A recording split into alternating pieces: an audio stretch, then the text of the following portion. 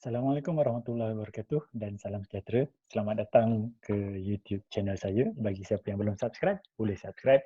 Okey, nama saya Jasrul Jalmani Benjamian. Hari ini saya akan share tentang 3 jenis tarif yang available di dunia ini sebenarnya.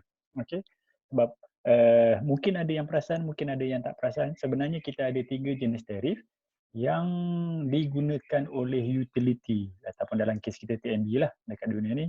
Okey, ada 3 jenis tarif dan yang sekarang kita pakai sebagai pengguna perumahan, kita pakai block tarif.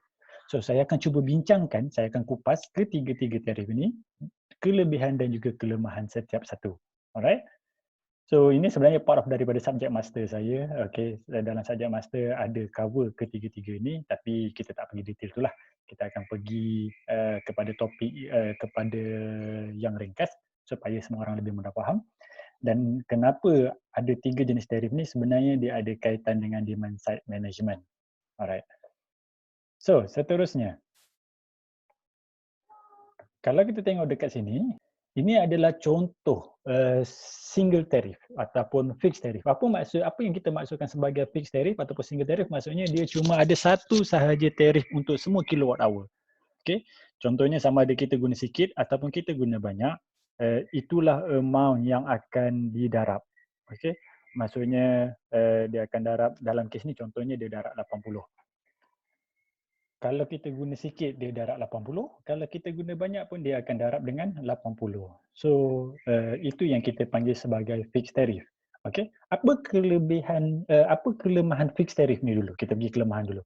Kelemahan fixed tarif, kalau berlakunya kenaikan tarif, okey, maksudnya the utility ataupun government nak naikkan tarif, semua orang akan affected. So contoh naik 90, semua orang akan rasa 90 dan sebagainya. Okey, itu adalah single tarif.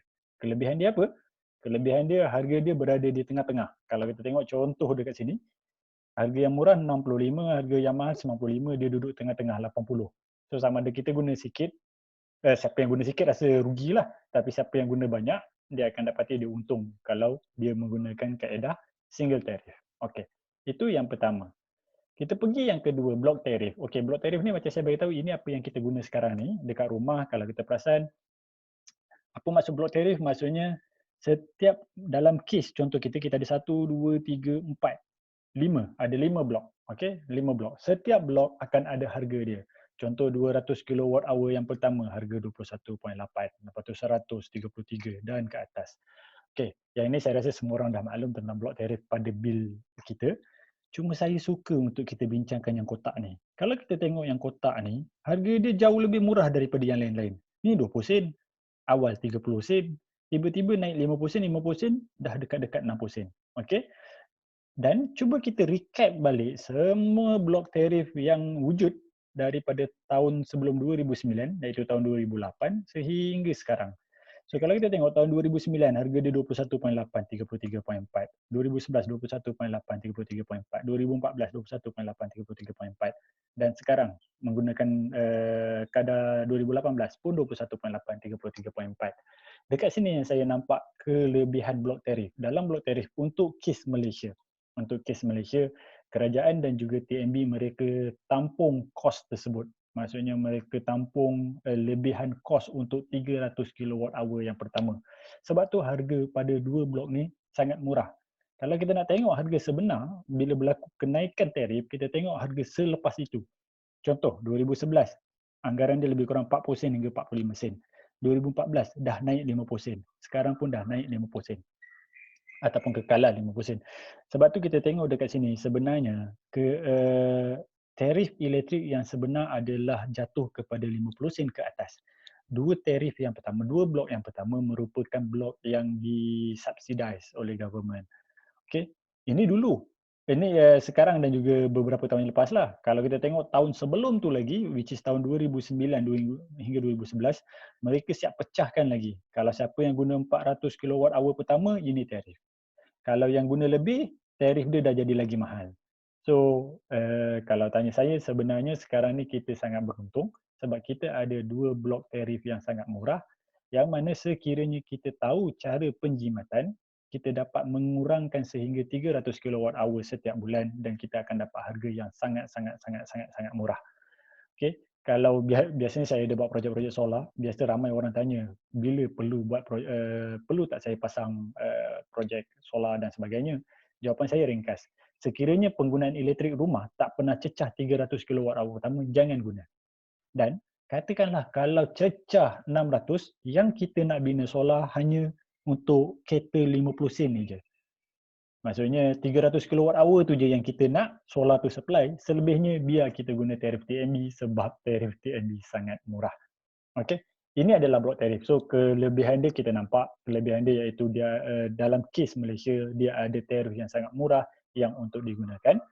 Kelemahan dia kalau kita guna banyak memang cas mahal lah. Okey, bila kita dah sampai ke blok-blok bawah ni. Alright? Sebab tu kalau kita tengok dalam kes PKP yang lepas, kenapa kita perasan RM tu berganjak laju, sebenarnya disebabkan oleh blok tarif ni. Tapi again saya bagi tahu bukan disebabkan blok atas ni yang mahal, sebenarnya sebab blok bawah ni yang murah. Okey, sebab dia being subsidized by the government. Dan yang ketiga, okey, saya alihkan yang ni sekejap. Kalau tuan-tuan tengok pada tahun 2020, bukan 2020 ni. Ni waktu tahun 2019.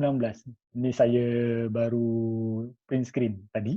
Okey. Pada tahun 2019, 17 September, apa yang berlaku waktu tu dah keluar pun di berita harian bahawa TNB bercadang untuk menggunakan kaedah time of use. Okey. Apa maksud time of use? Maksudnya tarif kita terpecah kepada dua. Waktu siang mahal, waktu malam murah. Itu time of use. Time of use ni bukan benda yang baru. Commercial dan juga industrial mereka dah pakai time of use. Maksudnya tarif pada waktu siang mahal, pada waktu malam murah. Okey. Kelebihan dia, kita boleh dapatkan harga yang murah pada waktu malam. Maksudnya kita dah boleh shift lah. Instead of kita basuh baju waktu siang, kita basuh baju waktu malam. Instead of apa-apa aktiviti yang menggunakan elektrik pada waktu siang, contoh gosok baju dan sebagainya, pada waktu siang kita boleh shift pada waktu malam untuk dapatkan harga yang murah. Okey, saya ambil contoh, ini adalah contoh komersial. Okey. Untuk kita lihat, dalam contoh komersial ni, saya conteng sekejap ya. Okey. Kalau kita tengok dalam komersial dia ada 3 jenis tarif, blok B, blok C1 dan juga blok C2. Okey, kelebihan blok apa tarif B yang dia pakai ni? Kalau kita tengok dia pakai blok tarif. 200 kWh pertama ini harga dia, selebihnya ini harga dia. Okey. Ini yang kita panggil tadi blok tarif. Tapi dalam tarif C1 pula dia pakai kaedah fixed tarif. Nampak? Semua kilowatt hour satu harga.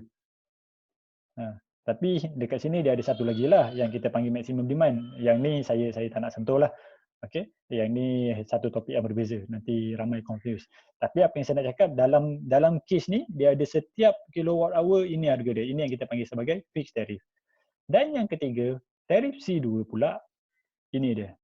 Nampak? Kita ada harga waktu malam murah. Ni waktu malam ataupun off peak murah. Dan waktu siang mahal. Okay, so kelebihan time of use, pengguna boleh dapatkan harga murah dengan menggunakan elektrik pada waktu off peak ataupun pada waktu malam. So ini sahaja yang saya nak share tentang 3 jenis tarif. Sebenarnya setiap tarif ni ada kelebihan dan kelemahan.